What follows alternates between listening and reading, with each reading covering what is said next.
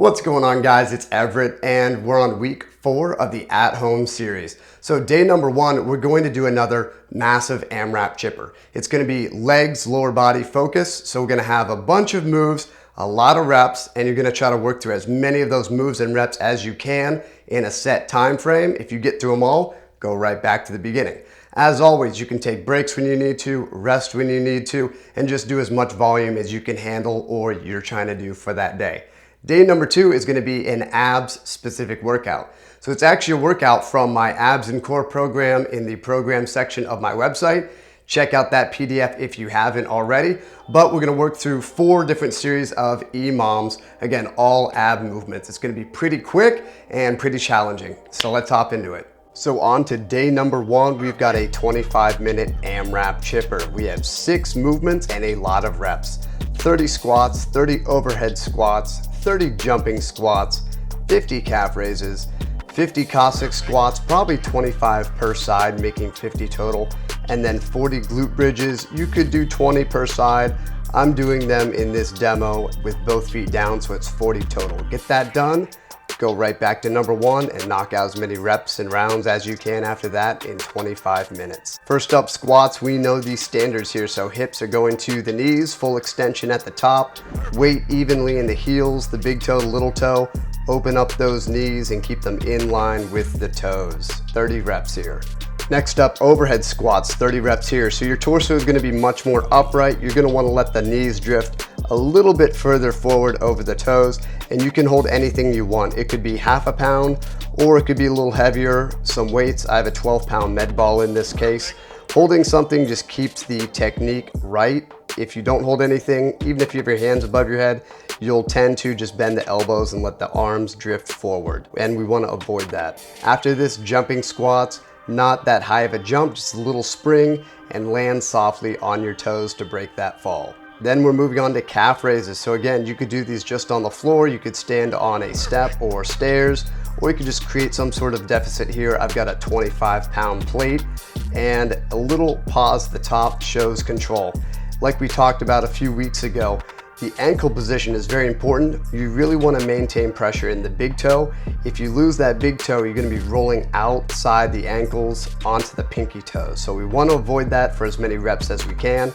And then when we drop those heels down, we want to drop directly down to the ground. We don't want to collapse the arches. So straight up, straight down, good quality reps here. Moving on to Cossack squats. Again, we have 2 versions. We're trying to hit hip to knee though. Make sure the stance is wide enough.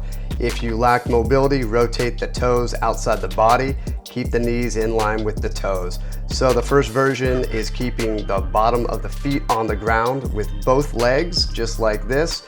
The second version is rotating the leg that's staying straight up towards the ceiling. So the toes and knee will rotate towards the ceiling, and the toes will go off the ground, keeping the heel on the ground. Again, single leg squats, these are going to get pretty rough, so you could do 50 total, 25 per side, or you could try to hammer out 50 per side each set. Glute bridges, like I said in the intro, we're going to be doing both feet down. If you want to, you can do single leg, maybe do 20 per side. If you have it, use an exercise band around the knees to get a little abduction going, or use a dumbbell or a weight on the hips like you see me doing here to add a little bit of difficulty. But as always, you can do just body weight. And you could do weights, some reps, and then if you get to a second round here, don't use any weights if you're starting to get too tired. Day number 2, we're focusing on just abs, and we have 4 stations. We're gonna do a 5-minute EMOM at each station. So each station has 2 movements. For instance, station number 1, you're gonna do 6 push-ups and then 10 toe touch crunches. If that takes a rep per second, you've got 16 seconds of work and then 44 seconds of rest. Again, each round is 1 minute. When that minute ends, the new minute and new round begins. So the only time you get to rest is when you're not doing the movements. If these rep schemes are a little too hard, you can always drop a rep or 2 off each movement. Or if they're too easy, every single round you could add an extra rep to each movement. So for instance, station number 1, 6 and 10. Round number 2, you could do 7 and 11. And then round number 3, 8 and 12, something like that. So first 2 moves in station number 1, we have push-ups, full depth, full elbow extension at the top, good plank, 6 reps, and then toe touch crunches. Straight knees and try to touch your toes. Everybody has different lengths of arms and legs, so it might be a little challenging to reach those toes, but really go for it. Station number 2, we have bicycle crunches. I would try to knock out 12 per side. Good full leg extension, good rotation, and speed, speed, speed here. After this, we're gonna quickly roll on over, get into a solid plank, and knock out 12 mountain climbers per side. Nice active wrists, good wrist position. Don't touch the toes at the top of the movement, but pull those knees up as high as you can. Station number 3, scissor kicks. Straight knees, abs are crunched down, the ribs are pulled down to the pelvis, and you can do 12 per side here. Tiny scissor kicks, or you can move much larger. This will slow you down, but if you have the mobility, you might need big scissor kicks to make this challenging. And then moving over to grasshopper planks. Again, kicking the leg out to the opposite side of the body. Both sides equals 1 rep. Again, try to keep the hips and the butt down, maintaining a decent plank.